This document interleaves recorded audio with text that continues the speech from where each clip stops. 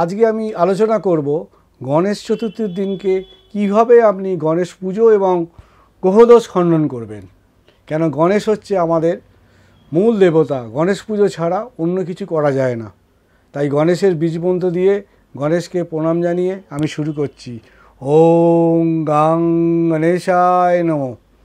এই বীজমন্ত্র দ্বারায় যখন ধ্বনিত হয় আমরা যে কোনো কাজে সিদ্ধিপ্রাপ্ত হই। এবছর গণেশ পুজো পড়েছে 26শে আগস্ট 1:54 দুপুরবেলা মঙ্গলবার থেকে শুরু হচ্ছে 27শে আগস্ট 3:44 বিকেলবেলা। এই পর্যন্ত হচ্ছে গণেশ চতুর্থী তিথি আছে। এই সময় যদি আপনারা গণেশ পুজো করেন, প্রথমে আপনি গণেশ সবচেয়ে বেশি সন্তুষ্ট হয় দুব্য দিয়ে। তাই সেদিনকে আপনারা 21টা দুব্য লাল কাঠ দিয়ে বেঁধে গণেশের ডান হাতে বেঁধে দিতে পারেন, কিংবা ওর পদচরণও দিতে পারেন। আর হাতে থাকবে একটা লাড্ডু। গণেশের যদি পুজো উপকরণ করেন 21টা বা 5টা কিংবা 108টা লাড্ডু দিতে পারেন, মোদক দিতে পারেন। তাহলে কিন্তু গণেশ হাসি মুখে আপনার পুজো গ্রহণ করবে। এবং যারা গণেশ পুজোকে বা গণেশ পুজো যারা আরম্ভ করবেন সেই দিনকে, তাদের ক্ষেত্রে কেউ যদি ধাতু দিয়ে পুজো করে, পেতল, তামা বা কাঁসার, সেই গণেশ ঠাকুরকে যখন তাদের অবস্থান করবেন, তার নিচের ভূমির যে আসনটা হবে সে আসনটা হবে হলুদ রঙের। এবং গণেশকে যখন আপনি সাজাবেন বা ফুল দিয়ে চড়াবেন বা ঘটের মধ্যে রাখবেন, তখন কিন্তু আপনি দুটো ফুল ব্যবহার করতে পারেন। গণেশ খুব তাতে আনন্দিত হয়। একটা হচ্ছে জবা ফুল আর একটা হচ্ছে কাঁঠাল চাপা। এই দুটো ফুল দিয়ে গণেশকে যখন আপনি আরাধনা করবেন, তাহলে কিন্তু আপনার সাফল্য শিখরের চূড়ায়। এই গণেশ পুজোর কিছু কিছু প্রচলন আমাদের মধ্যে চলে এসেছে। সাধারণত আগে গণেশ পুজো হতো সাউথ ইন্ডিয়ার বা আমাদের দক্ষিণ ভারতের দিকে, দক্ষিণ পশ্চিম দিকে। কেউ ব্যাঙ্গালোর, কেউ বোম্বাই, কেউ পুনে, এখানে গণেশ পুজো করত।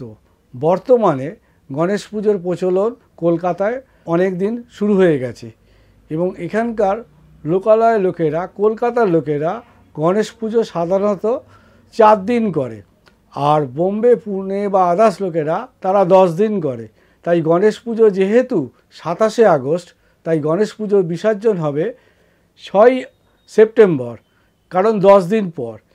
এবার গণেশ পুজোর করবার সময় আপনাদের কাছে যদি খণ্ডদোষ করতে চান, গ্রহদোষ খণ্ডন করতে চান, তাহলে কিন্তু আপনাদের সেই দিন কোনো নেশাগ্রস্ত জিনিস আপনার খাওয়া যাবে না। মদ, মাদকতা, এমনকি কোনো জুয়া খেলা যাবে না। যদি নিষ্ঠাভাবে বসেন, গণেশের দিকে মুখ করে, ওই যে টাইমটা দিলাম মঙ্গলবার এবং বুধবার, এই পুজো করার পর আর একটা যদি করতে পারেন আরও ভালো ফললাভ করতে পারে। সেটা হচ্ছে গণেশকে যদি আপনারা দুধ, গঙ্গা জল বা লাল চন্দন, বেলপাতা দিয়ে, যদি গঙ্গা জল দিয়ে যদি, এমনকি তার সঙ্গে একটুখানি দই নিয়ে নিলেন, তার সঙ্গে আপনি একটুখানি সেন্ট জাতীয় জিনিস নিয়ে নিলেন, পুরোটাকে নিয়ে পেতলের পাত্রে নিয়ে আপনি গণেশকে স্নান করালেন। এই স্নান করানোর পর গণেশকে পরিষ্কার করে রেখে আপনার যথাস্থানে রেখে দিন। দেখবেন যে আপনার বাড়ির যে বাস্তু অবস্থান, রোজ ঝগড়া হচ্ছে, স্বামী স্ত্রীর ঝামেলা, ছেলেটা পড়াশোনা করছে না, বাড়িতে কেউ এসে ঝামেলা পাকাচ্ছে, বা মনটা ভালো থাকছে না, আজকে কাল শরীর খারাপ, দেখবেন সমস্ত শরীর ঠিক হয়ে গেছে। তাই গণেশ পুজো যদি খণ্ডদোষ করতে পারেন, এইভাবে আপনারা পুজো করুন, আপনার সাফল্য পাবেন। আমি বললাম নমস্কার, ভালো থাকবেন। সঠিক সময়, সঠিক জ্যোতিষ, শ্রী তাপস। আমাদের এই অনুষ্ঠানটি যদি আপনাদের ভালো লেগে থাকে, তাহলে এই চ্যানেলটিকে সাবস্ক্রাইব এবং লাইক করে সবার কাছে শেয়ার করে দেবেন।